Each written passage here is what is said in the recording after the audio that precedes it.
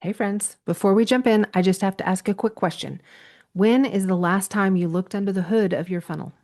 If your opt-ins are stalling, your emails are not getting opened, or your offers just aren't converting, chances are there's something in your funnel that's broken.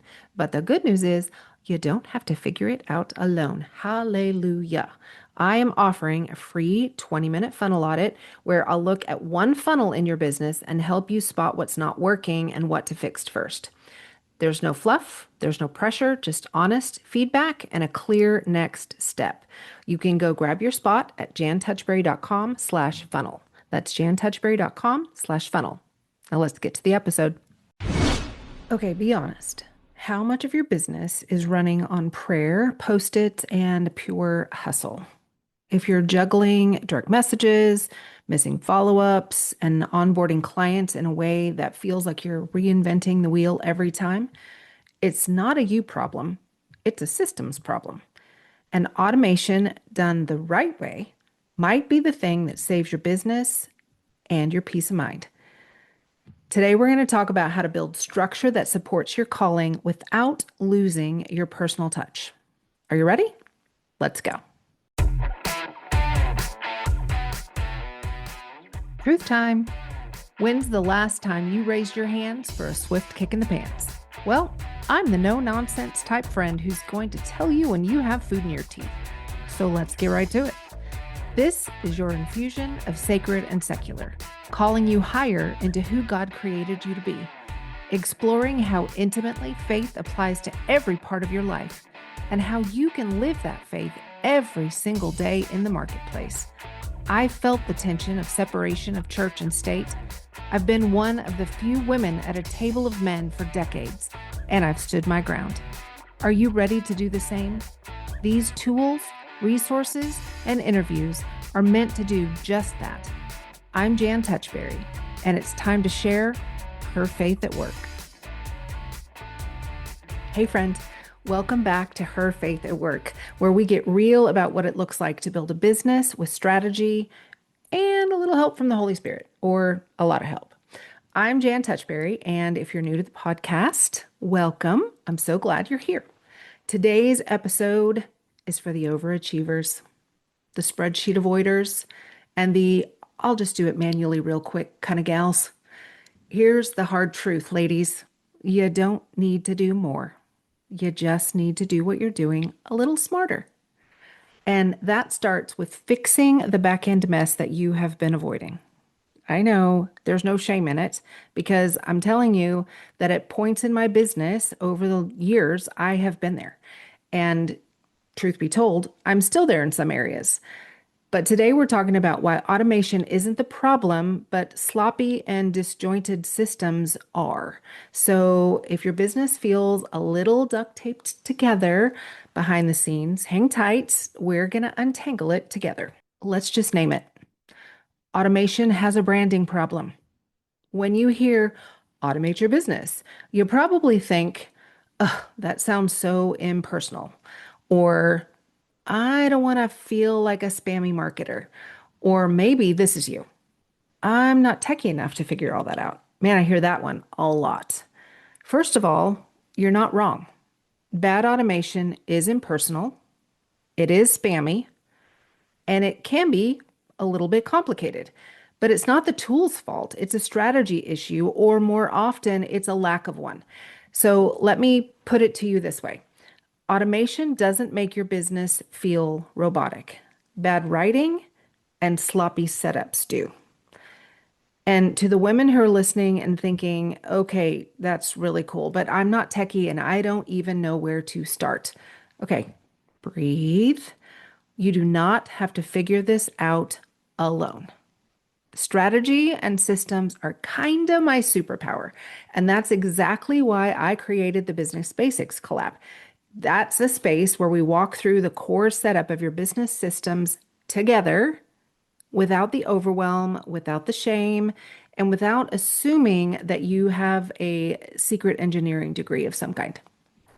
You've heard the saying, you give a man a fish and you feed him for a day, or teach a man to fish and you feed him for life. Well, I'm all about teaching people how to fish. And if you need support like that, I want you to reach out because I would love to help. Okay, let's play this out when we're talking about automation. What happens if you don't have automation in place?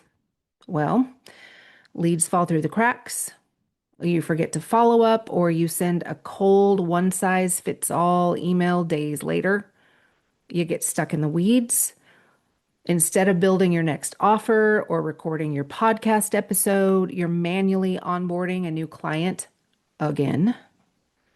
You start to resent your business because every new inquiry starts to feel like more work. You're losing the joy and it just continues to fade. So here's the shift. Automation doesn't make you less present.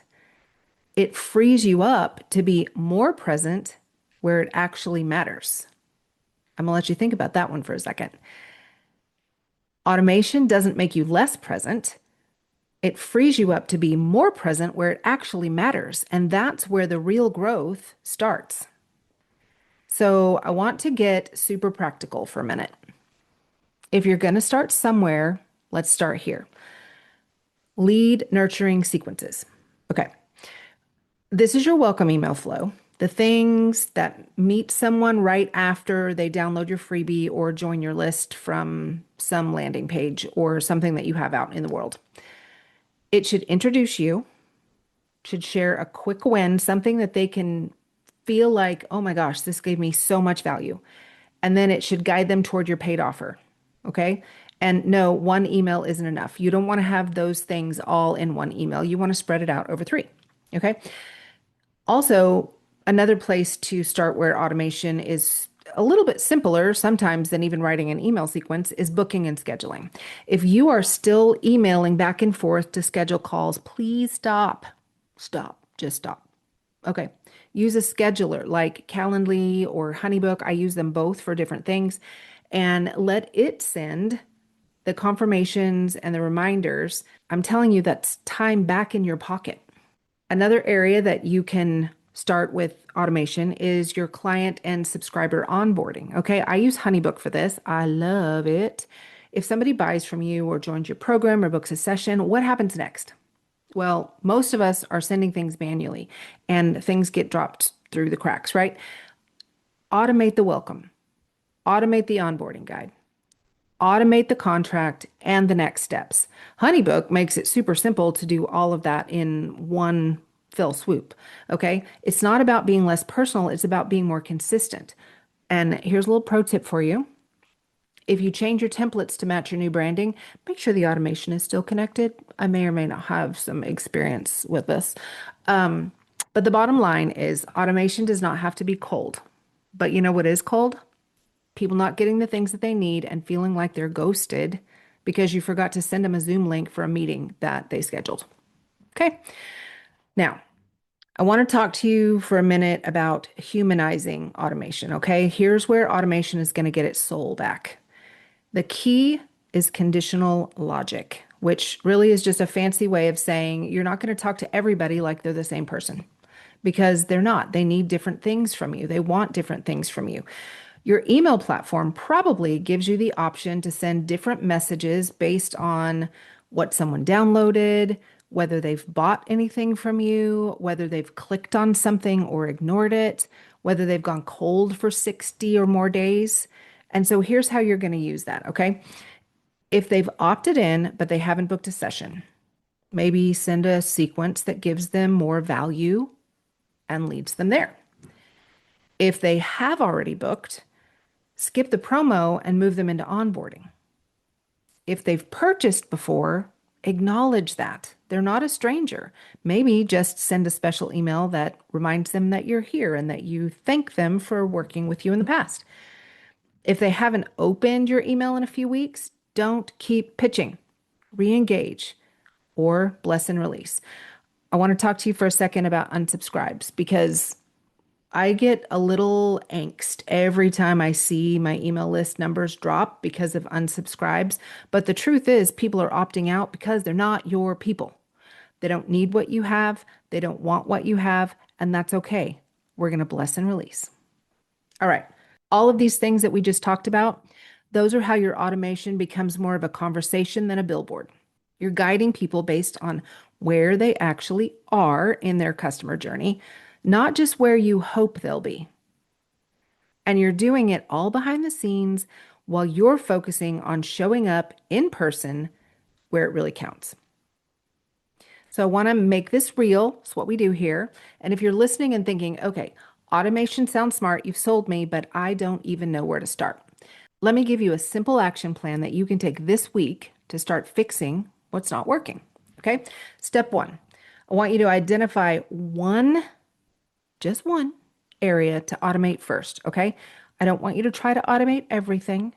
Look at your day to day and ask yourself, what task am I repeating that feels draining or like I want to chuck something at it? Where do people fall through the cracks? And what would bring me the most relief if it just happened and I didn't have to worry about it. Okay, pick one. Is it lead nurturing? Is it scheduling? Is it onboarding? You've got that in your mind? Okay, so that's your one. Step two, you're going to map out the ideal experience for that one thing. Don't overcomplicate it. Grab a notebook. I like to use my whiteboard because I'm super visual and I can draw it out, and you're going to write it down. Okay. So what's the first trigger? Is it when somebody opts in? Is it when they book a call? Is it when they purchase something? Hallelujah. What do you want them to know? What do you want them to feel? Or what do you want them to do next? And then how many steps will it take to get them there? Okay. It's going to be a little bit different for each person, each business, and whatever it is you're trying to automate. This is not a one size fits all.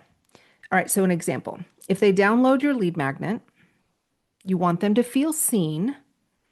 So, you send first a personal welcome email. It does not have to be long.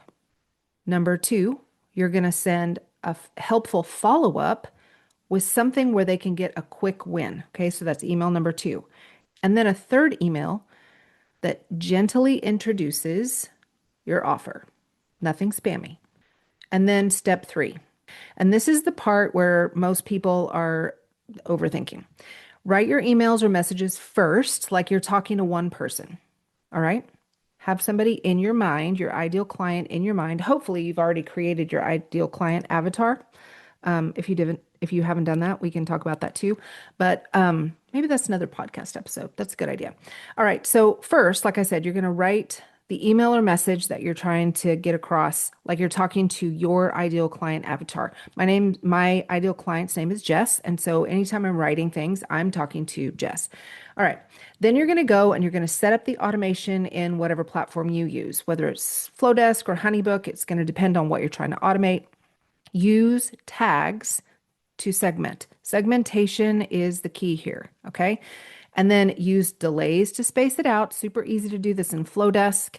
And then you're going to use the conditional logic if it's appropriate. And if you've already forgotten what that is, just rewind about 5 minutes because I just talked about it. All right. Don't worry about perfection. You need to get the bones in place and you can always refine it later. Systems are a work in progress. There are very few that you get right on the first try. You're always going to be tweaking until you find the perfect formula for what you're trying to do. And then you want to test it. This is super important, you guys. You're going to add yourself to a funnel. Maybe you have a couple of good friends who you can say, hey, I just put together a new automation. Can I add you to it? And you can tell me if it's working right. And then you're going to read every email like a potential client. All right. You're going to ask, does it make sense? Does it sound like me? And would I feel taken care of? Make small tweaks, keep it simple, and then hit publish.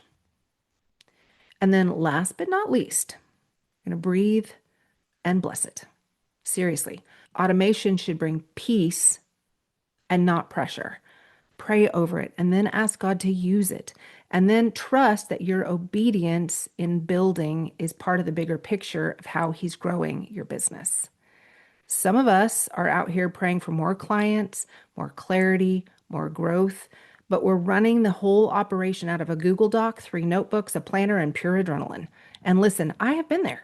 May or may not still be a work in progress, but at least there is progress. God is not the author of chaos. He is a God of order, a God who builds things that last. And systems, in my opinion, are good stewardship. The goal isn't to be busy. The goal is to be faithful. And automation gives you the freedom to spend more time with the Lord, more time with your family, and more time doing the work that only you can do. So let's stop shaming the systems and start building ones that support our calling. All right, that's it for today, friends. And next week, we're going to get into the faith and the frustration zone. Because what do you do when you've optimized everything, automated what you can, and you're still not seeing results? We're talking about the tension between strategy and obedience, how to know when you're in delay versus when it's time to pivot. And spoiler alert, sometimes a slow season is actually the root building season. Promise you do not want to miss this next episode. And in the meantime, if this episode has you realizing that your back end could use a bit of an overhaul, I've got you.